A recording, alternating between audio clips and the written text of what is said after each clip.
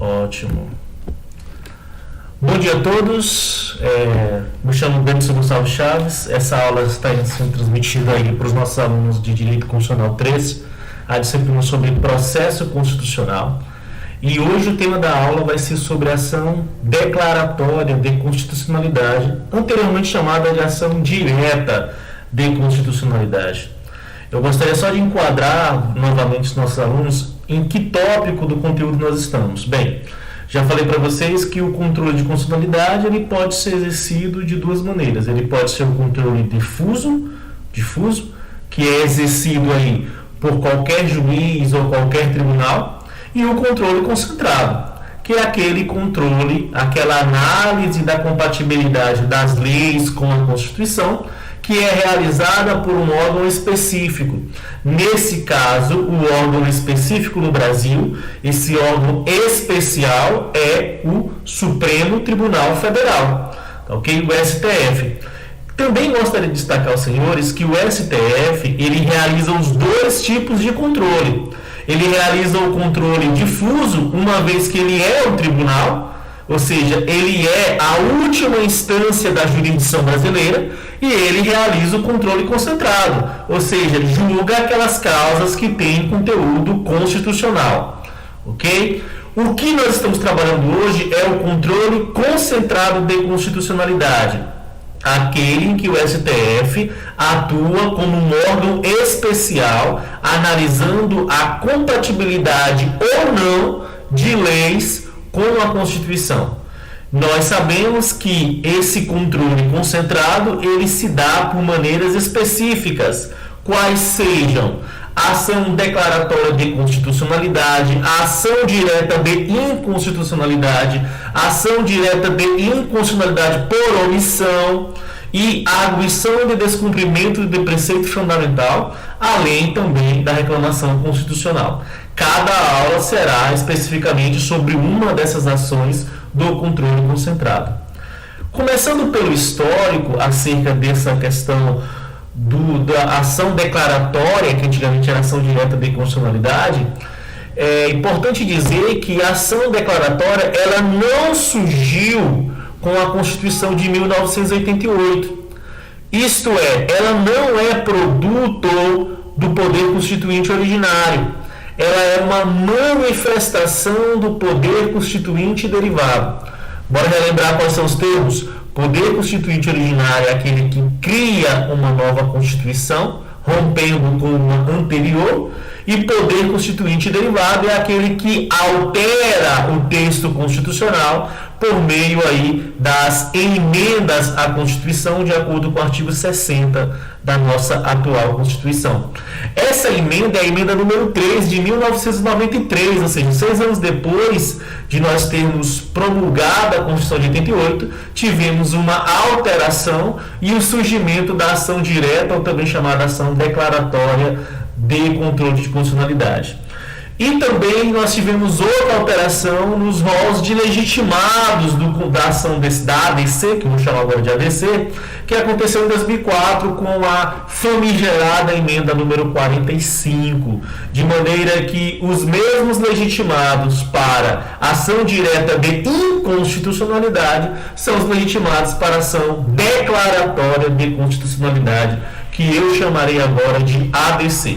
Eu quero pedir perdão pelo áudio, que deve estar com eco aqui, mas é porque eu estou sem o microfone decente de qualidade, então vai ser isso aqui mesmo. Eu espero que isso não problematize e dificulte você de apreender o conteúdo. Bem, primeira coisa, o que é a ADC? O que é a ação declaratória de constitucionalidade? Ela é uma espécie de controle concentrado. Ora, se é controle concentrado, significa que é realizado por quem? Pelo STF, que é um órgão especial. Qual é o objetivo? Que visa declarar a constitucionalidade de leis ou atos normativos federais que estejam em consonância com a Constituição. Perceba bem a diferença que nós temos entre a ADC e a ADI. A ADI visa declarar a inconstitucionalidade. A ADC visa declarar a constitucionalidade. Uma é dizer que está em desacordo, a outra é para dizer que está em acordo. Ademais, a ADC ela só é válida para as normas federais, leis federais. Não é cabível a ADC para leis municipais ou para leis estaduais, enquanto a ADI ela é cabível tanto para leis federais quanto para leis estaduais, não para leis municipais. Tá bom? Então, o objetivo da ADC é fazer uma verificação das leis federais que estão de acordo ou não com a Constituição Federal. Então, com isso, nós podemos elaborar aqui 3 regrinhas para dizer quais são os objetos da ADC, ou seja, o que pode e o que não pode ser objeto da ADC. Primeiro, leis ou atos normativos federais. Segundo, leis ou atos normativos que não caibam ADI. Aqui é interessante, viu, gente? Essa segunda regra significa dizer que existe uma característica de subsidiariedade por parte da ADC. Se não cabe ADI, poderá caber ADC, desde que seja um ato normativo federal. E sejam leis ou atos normativos federais após a emenda de 1993, quando foi criada a hipótese de ADC dentro do direito brasileiro. Lembrando que essa parte vermelhinha aqui é importante, não esqueçam. Não existe ADC contra a lei estadual ou lei municipal. Muito cuidado com relação aos estudos, se você estiver fazendo provas ou se você tiver alguma discussão acerca desse detalhe técnico que nós temos aqui. Só que você deve estar se perguntando, igualmente eu me perguntei quando eu era estudante, afinal, professor, qual é, de fato, a finalidade da ADC? Porque se a gente já tem a ADI para dizer se está de acordo ou não está de acordo, para que a gente vai precisar da ADC? Ora, a ADI é para declarar se não está de acordo com a Constituição. Se não está de acordo, se a ADI não prospera, então eu posso considerar que é constitucional. Então, para que, professor? Para que a gente precisa da ação declaratória? Eu até coloquei a pergunta aqui, ó. Você deve estar se perguntando, professor, se já tem a ADI, por que precisamos da ADC? Outra coisa, as normas infraconstitucionais, elas não têm a presunção de constitucionalidade? Bem, bora trabalhar um pouquinho sobre isso, gente. Primeiro, muita gente não lembra o que é esse princípio da presunção de constitucionalidade. As leis, quando elas são publicadas pelo poder, na verdade são publicadas pelo Poder Executivo, mas uma vez que as leis são publicadas, o ordenamento jurídico parte do pressuposto de que as leis elas são constitucionais. Da onde é que vem esse pressuposto, professor? Gente, pelo amor de Deus, uma lei, para chegar até a fase da publicação, ela teve que passar pela Comissão de Constituição e Justiça, que é um controle prévio de constitucionalidade. Ela teve que passar pela apreciação dos membros do Congresso Nacional. Ela teve que passar pela apreciação do Poder Executivo através da sanção ou do veto. Inclusive, o presidente pode vetar uma lei se ele considerar que essa lei ela é inconstitucional, é o chamado veto jurídico. Então, existem vários crivos de análise para saber se uma lei é constitucional ou não, já no momento da sua elaboração. E devido a esses crivos, nós temos uma presunção de que uma lei, uma vez publicada, ela está de acordo com a Constituição. Ok? Isso é a chamada presunção de constitucionalidade das leis infraconstitucionais. Acontece que essa presunção ela é uma presunção relativa, ou seja, ela é uma presunção até que se prove o contrário, até que se tenha uma contenda, é aquela chamada presunção iuris tantum, tá? Então, pode acontecer, e acontece várias vezes, de situações em que não se terá tanta certeza se aquela lei ela é ou não constitucional, ainda que ela tenha aí a sua presunção de constitucionalidade. A presunção de constitucionalidade vai servir para que a lei que foi publicada ela continue a produzir efeitos, porque caso contrário, se toda a lei que foi publicada tivesse que passar por uma análise do judiciário prévia, na verdade existiria aí uma quebra da separação dos poderes. Ok, muito bem. Então as leis elas são presumidas constitucionais, mas é uma presunção relativa. Pode haver uma controvérsia, tá ok? Outra coisa que eu gosto de destacar também é que quando você estuda o controle preventivo e o controle repressivo de constitucionalidade, ou seja, preventivo que acontece antes da publicação, repressivo aquele que acontece após a publicação da norma, é preciso lembrar que o Poder Executivo, existe essa hipótese constitucional que hoje, doutrinariamente, jurisprudencialmente é muito atacada e rechaçada, mas existe a possibilidade do Poder Executivo se negar a cumprir uma lei porque ele considera que aquela lei ela é inconstitucional. Então, o que eu quero dizer com isso? Onde é que eu quero chegar? Eu quero chegar ao fato de que sim, é possível que nós tenhamos leis que, de algum modo, elas sejam questionáveis acerca da sua constitucionalidade, mesmo que elas estejam em vigor e produzindo seus efeitos. E essas leis, da qual são questionadas a sua constitucionalidade, elas costumeiramente vão ocasionar controvérsias, conflitos, ou seja, o executivo não vai saber como deve se aplicar, o judiciário vai começar a ter contenda sobre a lei, os tribunais do Rio de Janeiro vai entender que o artigo tal daquela lei é constitucional, o Tribunal de Santa Catarina vai entender que não, que é inconstitucional.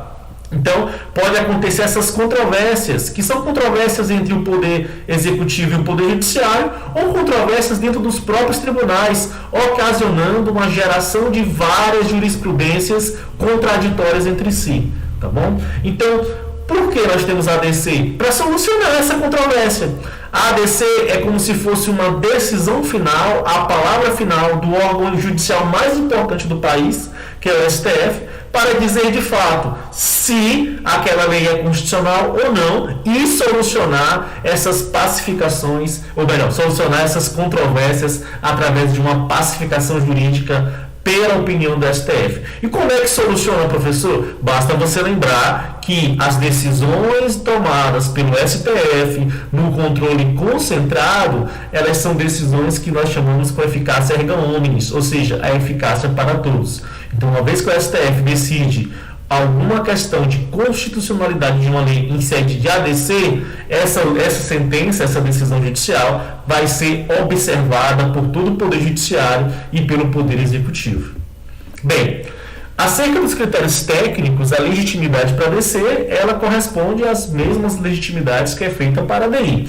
Presidente da República, mesa do Senado Federal, mesa da Câmara dos Deputados, mesa da Assembleia Legislativa e da Câmara Legislativa do Distrito Federal, governador do Estado ou do Distrito Federal, Procurador-Geral da República, Conselho Federal da Ordem dos Advogados do Brasil, partido político com representação no Congresso Nacional e confederação sindical ou entidade de classe em âmbito nacional. Lembrando que esses legitimados, ou seja, esses que têm a capacidade de iniciar o processo da ADC, estão no artigo 103 e são os mesmos legitimados para a ADI.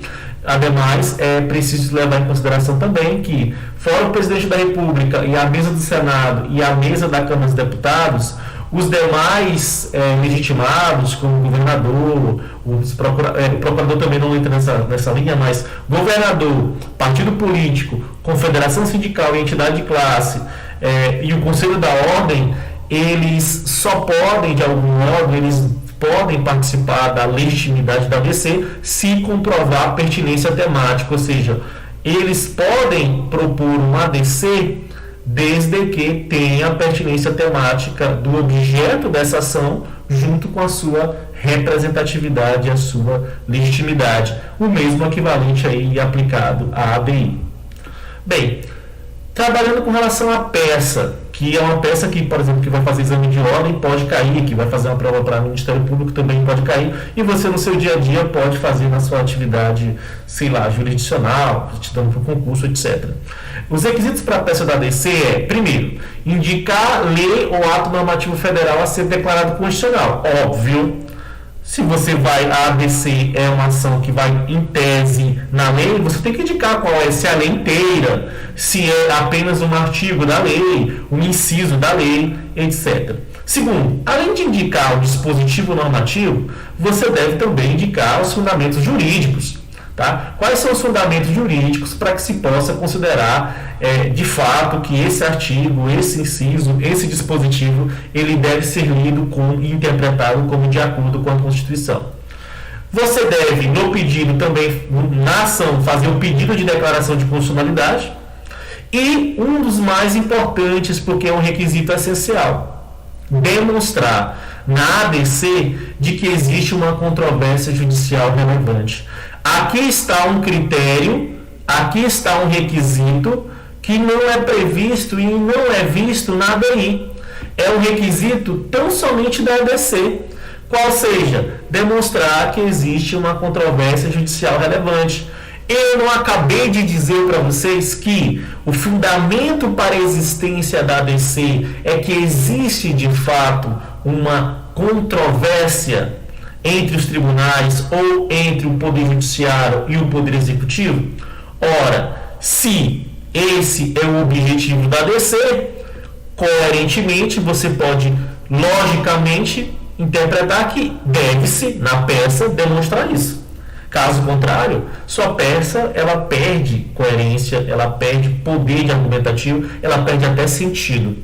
E uma coisa importante que eu quero destacar a vocês é que essa controvérsia relevante, ela não é uma controvérsia de nível doutrinário, não é uma discussão doutrinária, é uma discussão de fato de conflito de jurisprudências. Tem que se demonstrar de fato que os tribunais eles estão confusos, eles estão decidindo de maneira contrária. Se você tem que demonstrar isso bem claramente na peça judicial para que ela tenha robustez argumentativa. Outro ponto, e o procedimento, professor? Eu já sei quais são os requisitos da peça, eu já sei basicamente o que é que tem que ter nela, quem são os legitimados, agora eu tenho que saber como é que é o procedimento. É muito similar ao procedimento da ADI, gente. Peça inicial, passa pelo juízo de admissibilidade do relator, que solicita as informações daquelas entidades ou órgãos envolvidos em 30 dias, ele pode deferir ou indeferir essa peça inicial das DC. Se ele indeferir, você, como a outra parte, pode entrar com um agravo. Se ele deferir, ele pede a manifestação do Procurador-Geral da República, que é o representante do Ministério Público em nível nacional, e, depois de ouvir o Procurador-Geral da República, partimos para a questão do julgamento, para a decisão acerca da controvérsia ou não existente dentro do processo. O artigo 22 a 28, e eu peço a leitura de vocês têm que ler, não adianta ficar ouvindo só professor, porque tudo que eu falo para vocês aqui é apenas uma questão de que você pode ler a lei e você vai interpretar. Algumas questões aqui, você tem que ler a jurisprudência, tem que ler a doutrina, etc. Mas não tem nada de surreal, nada de incompreensível no que eu estou dizendo aqui. Mas você tem que ler muito a lei. E você tem que ler boas literaturas acadêmicas sobre o assunto. Do artigo 22 a 28, diz que o quórum para o julgamento da ADC será de 8 ministros, ou seja, 2/3 dos ministros. E o quórum para decidir de fato, ou seja, para ter eficácia erga omnes, tem que ser de maioria absoluta, ou seja, tem que ter pelo menos 8 ministros presentes para que se possa ter o julgamento e para que a decisão tenha eficácia erga omnes, tem que ser no mínimo aí 6 ministros decidindo pela declaração de constitucionalidade. Se tiver abaixo disso, não terá eficácia erga omnes. Ok? Bem, por fim, caminhando para o fim, nós temos que falar também sobre os efeitos da decisão. Tá? Nós já sabemos, realmente por subsunção, por lógica, que as decisões em sede de ADC, elas têm eficácia erga omnes, ou seja, têm efeitos vinculantes.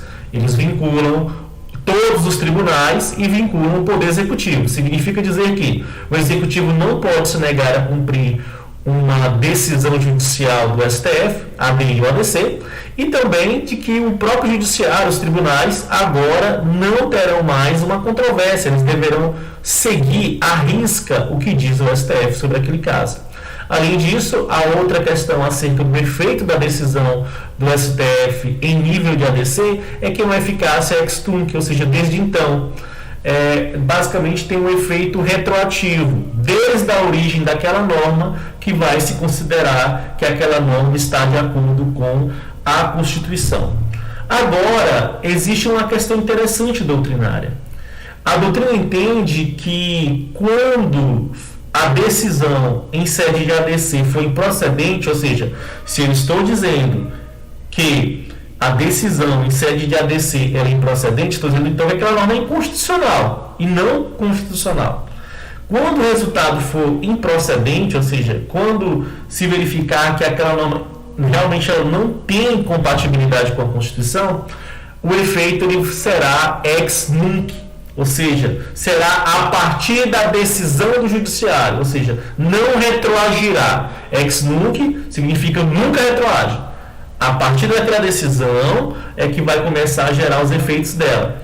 E detalhe, também defende a doutrina, e não só a doutrina, mas como a própria lei e a própria jurisprudência, de que tanto em sede de decisões de ADI como em sede de decisões de ADC é possível exercer-se um dos efeitos, e que eu sempre digo que é interessantíssimo para estudar, da modulação de efeitos da decisão do STF, que está no artigo 27 da Lei 9868/99. E aí eu vou fazer uma leitura breve aqui para vocês. Ao declarar a inconstitucionalidade de lei ou ato normativo, e tendo em vista as razões de segurança jurídica ou de excepcional interesse social, poderá o Supremo Tribunal Federal, por maioria de 2/3 de seus membros, restringir os efeitos daquela declaração ou decidir que ela só tem eficácia a partir do trânsito em julgado ou de outro momento que venha a ser fixado. Gente, perceba comigo como a doutrina é coerente aqui. Ora, se eu tive uma decisão improcedente em ADC, significa que, em vez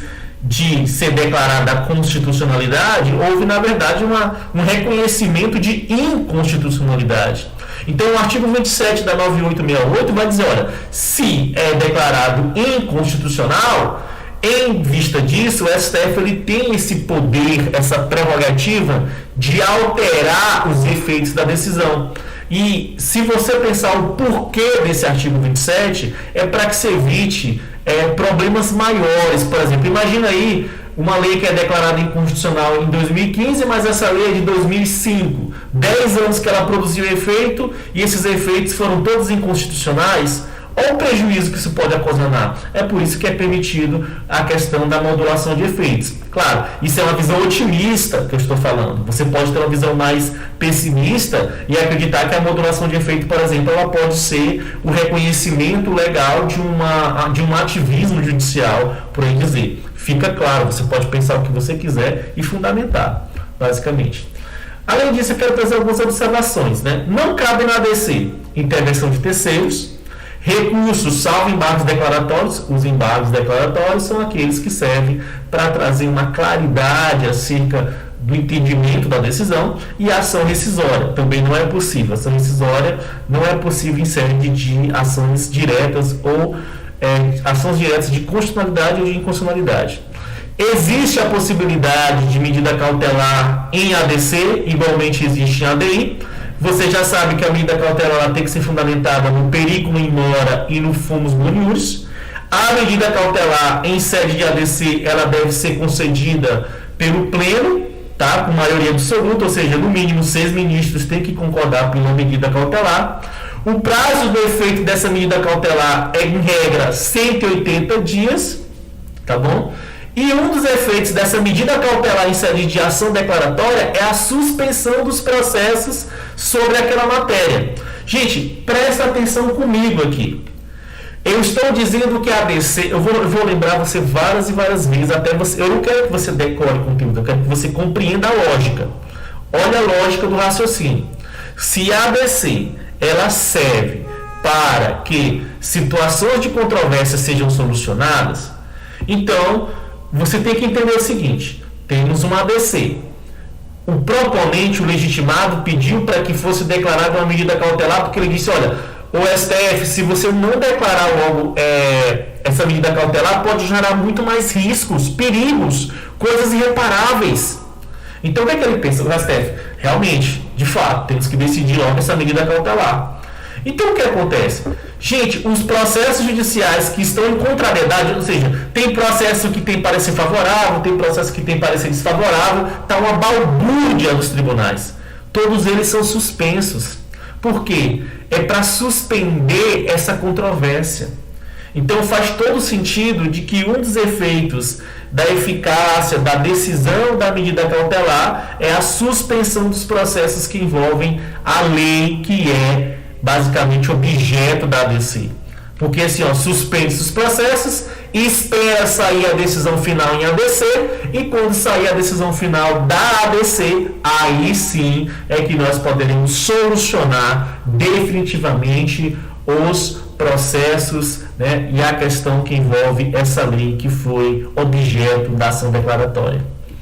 Agora eu queria pensar para vocês algumas questões e um caso concreto de ADC para que você possa materializar na sua cabeça o que é ADC. Olha essa questão aqui, ó.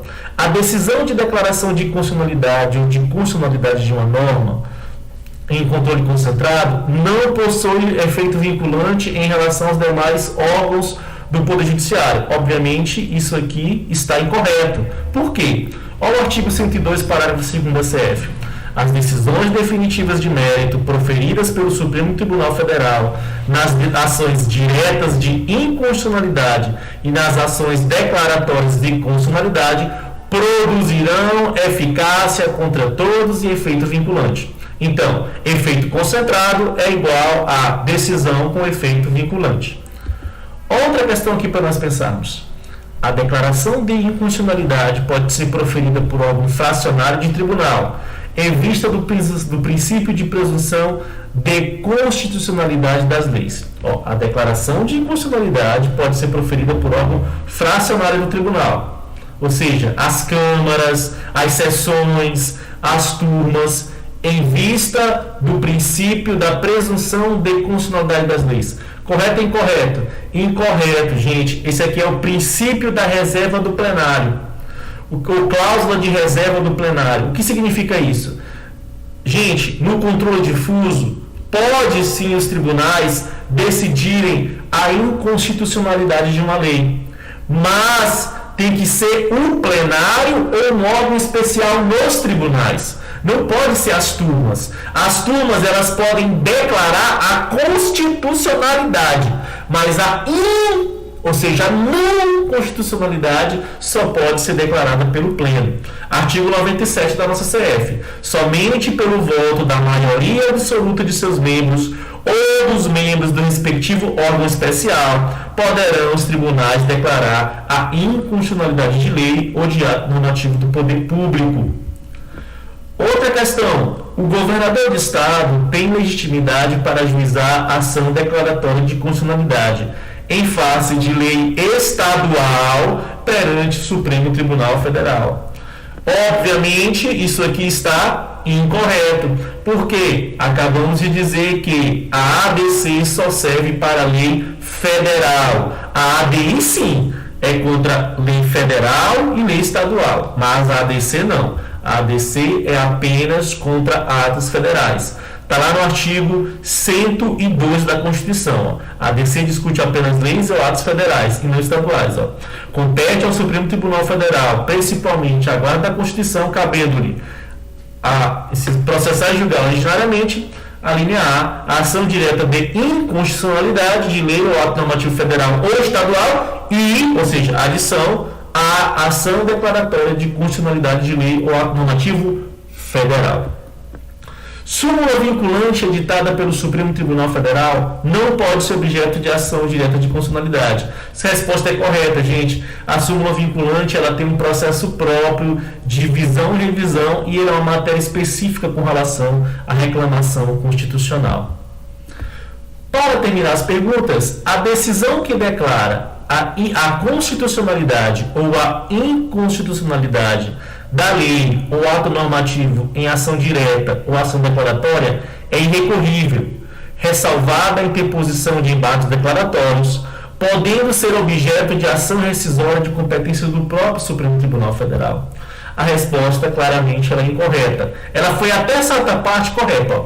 A decisão que declara constitucionalidade ou inconstitucionalidade de lei ou ato normativo federal em ação direta ou declaratória é irrecorrível. Certo. Ressalvada a interposição de embargos declaratórios. Certo. Podendo ser objeto de ação rescisória de competência do próprio STF. Errado. É essa parte final aqui que basicamente quebra a questão.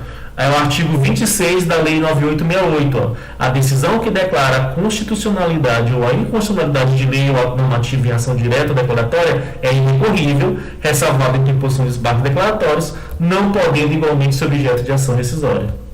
Gente, para finalizar essa aula, eu quero fazer um estudo de caso com vocês. Eu quero materializar com vocês como é que, para que e como é que se pratica a ADC, como é que ela vem sendo praticada pelo STF. Eu trouxe um caso muito emblemático, a ADC número 19 da Lei Maria da Penha.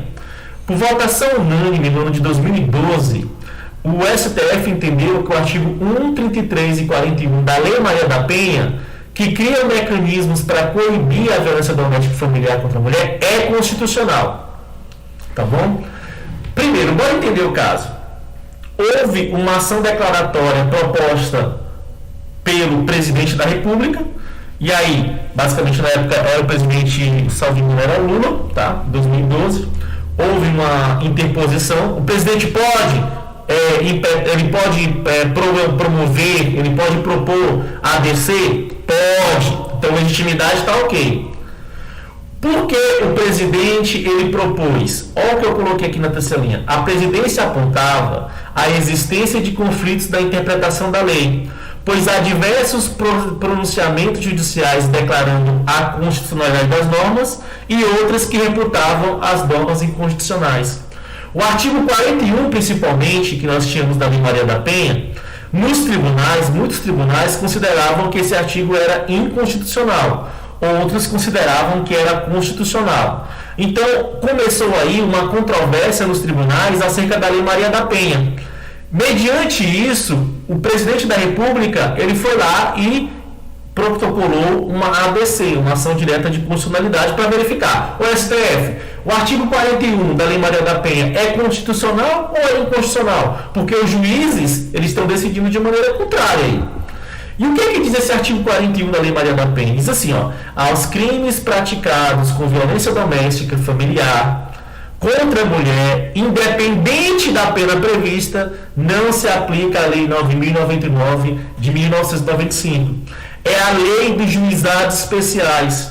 O que acontece, gente? Se você tem um bom ensino de processo penal e processo civil, você sabe que os juizados civis, os juizados especiais cíveis e criminais, eles são utilizados para julgamento de ações com pequeno potencial ofensivo e com penalidades pequenas. Então, o que acontece? Quando você considera que os crimes da Lei Maria os crimes contra a mulher deveriam ser julgados nos juizados especiais cíveis ou criminais, o que é que você está consumando? O que é que você está tendo como opinião sobre isso? Você está dizendo que os crimes de violência contra a mulher têm pequeno potencial ofensivo. Então, que eles são de pequena significância comparado aos outros crimes. E foi por esse motivo que a Lei Maria da Penha trouxe no artigo 41 dizendo, não, a violência contra a mulher é um compromisso que nós temos e, portanto, ele deve ser julgado pela justiça comum, porque é uma questão importante e não deve ir para os juizados especiais. E aí, o que acontecia? Alguns juízes declaravam, isso é um absurdo porque está indo contra as garantias constitucionais, e outros diziam, isso está correto porque a nossa Constituição tem um compromisso com o princípio da igualdade material.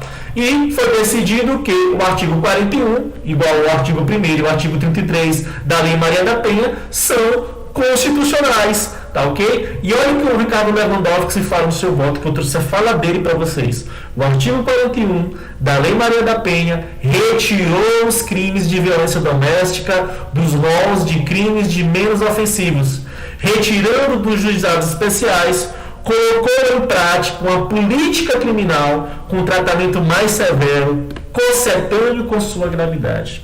Então, aqui você percebe muito claramente a utilização da ADC. Tínhamos uma lei federal, Lei Maria da Penha. A controvérsia, ou seja, é ou não é matéria para juizados especiais? Tivemos juízes divergindo, uma controvérsia relevante. Tivemos um legitimado presidente da República, tivemos a ADC e, por fim, tivemos a decisão declarando pela constitucionalidade da Lei Maria da Penha. Eu agradeço muito a atenção de vocês nessa aula e eu gostaria que vocês, alunos, que são da disciplina pudessem comentar lá no Google Classroom. Se você lá da disciplina está vendo aqui pelo YouTube, que você possa deixar seu comentário, dizer como pode melhorar, etc. Um grande abraço e até a próxima aula.